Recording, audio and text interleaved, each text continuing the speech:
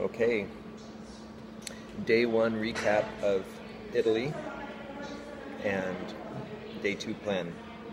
So day 1 started in Torino. It was awesome. We started out, we slept in, so that was awesome. That was a great way to start. And then from there we got on the metro and the subway, which was just being built 20 years ago when I was leaving. They were getting ready for the Olympics, and so it hadn't been built yet. And anyway, that was kind of fun to ride, knowing that was being done. It's all new and fresh and clean and not graffiti all over everything yet. And anyway, it's kind of fun. And because then there's graffiti everywhere else. There is graffiti absolutely everywhere. Everywhere, on every single building, just all over the place, and it really makes me sad. But it is what it is. Que sera, sera. And let's see, we took the metro into the center of town. And what happened when we got there? I can't remember what happened. There's some big demonstration. There was a big, global clean world demonstration. So all these people marching and signs and dressed crazy and yelling and. It really was a very pleasant downtown when we got there. Very crowded and very crazy. So we didn't get to really enjoy that at first, but then we went, we decided to skip that pretty quickly, and we went to La Sacra Sindone, which is, they believe, the shroud that Jesus was buried in. When they put him in the tomb, they wrapped him in cloth or linen, and they believe this linen is the linen that he was wrapped in. Anyway, we didn't get to see it. Apparently it only comes out under divine commission from the Pope. But we went into the chapel where it was and saw a picture of it and got to read about it, and I saw it when I was on my mission because it was during one of those times, and it was really interesting.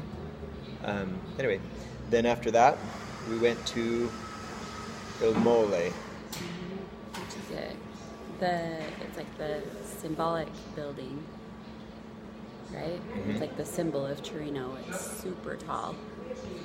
Mm-hmm. And we went inside, and they have this elevator, this glass elevator, that goes from the ground floor way up. Oh, and like in the center of the building, it's all hollow, just one big room, and this elevator just goes right through the center of it, all the way up to the top of the steeple. Yeah, and it kind of made my stomach and my knees weak. It was awesome. It went really fast, and we were really far off the ground. Come on, Miss Adrenaline Junkie, what was the problem? I'm not. Anyway, so we got up there and we could see everything. See the entire city because it's the tallest building here. So you could see the tallest building all the way around and all the way through over to the Alps, and it was incredible. Torino just was an amazing view. So we took a panoramic up there, and it's awesome. And then after that, we went to go find Letizia. She's a girl I baptized. She was 15 years old when I baptized her, and then I got transferred right after that. And I'm not the one who taught her. It was the sister missionaries who taught her, and neither of those sister missionaries are on Facebook, and so I haven't been able to find Letizia at all ever since my mission. And it took a lot of work and a lot of contacting other people who live here to track her down. But found out where she worked, and it's outside of town. And we didn't know it was outside of town at first. Yeah, we knew what street it was on and the number, and so we started walking and got to that street, and that street went forever. And there was the way the addresses work here is it's like one number after the other. It doesn't go by blocks, and so if number one is on the first street and then the next cross street, there's no houses between it. You could go for 2 miles with no houses between it, and then the next building is going to be number 2. So it took forever, and we walked probably 2 miles to finally get to her. But Ish. We don't know. Don't really know, but far. it was a few miles, and we finally got in and saw her, and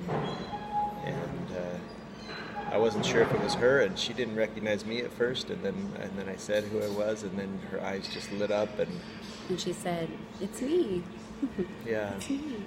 Anyway, it was fantastic. It was just a great little reunion. We took a picture, and I'll send it, and I sent it on WhatsApp, and anyway, it's awesome to know that I'll never have to lose her again. Like, we'll know where she's at and be able to have contact with her. She was sweet. Oh, she was so very, kind. very sweet. It was very, very worth all the time and the walking and the effort. And just wish we could have had more time. And then after that, we came back to El Centro. Centro. And had ice cream. It was really yummy. At a place that Kyle and the other missionaries used to always go to get ice cream. And then we sat in the plaza, I forget what it's called, and we had dinner there, and it was cool. The lights all came on in the plaza, and there was a guy who was carrying a radio around on his back, So fun. blasting everybody out, and Dancing. yeah, it was funny. Anyway, the dinner was awesome. Dinner was It was really so yummy. good. I had gnocchi. It was so good. And I had ravioli. It was way good. And then we went home. It's just a nice, awesome day, being able to see things, go do things that I never got to go on the mole on my mission, and so that was really fun to be able to do that. And then to be able to see Letizia. So plan for day 2. We're going to see lots of people. We're going to go out to Rivoli and see where church was out there. And then there's this specific gelateria that we'd eat at all the time, and I'm so excited, called Gelodoc. And that's going to be so great. And then we'll go to Mario and Elena and Bruno. Their family, I love their family so much, and they're not really participating in church right now, but I just want them to know that I love them and care for them, and it's going to be great to reconnect with them. And then on the way back, we'll go to where I used to live, out in Colegno. And then we'll come back to the hotel and rest for a little bit, and then Daniele Garlando is going to pick us up, and he's going to take us for a little tour of some other sites that were really important to me, my other apartment and church building, and to where some special things happened. And then he'll also, at 6:30, we'll meet up with Alberto Bocca, and we'll do a dinner together with him and Alberto. And Daniele and Alberto are two people. When Mom and Dad picked me up for my mission, Grandma and Grandpa, we went and toured my mission real fast, and then we had a special dinner with him and Alberto, with Daniele and Alberto together, and that's where I gave Daniele my pearl. And so tonight I really want to talk to Daniele about the church, and he never got baptized, but we've contacted each other and talked to each other a lot about it, and so I want to kind of remember that night together and re-invite him to discover what he felt before.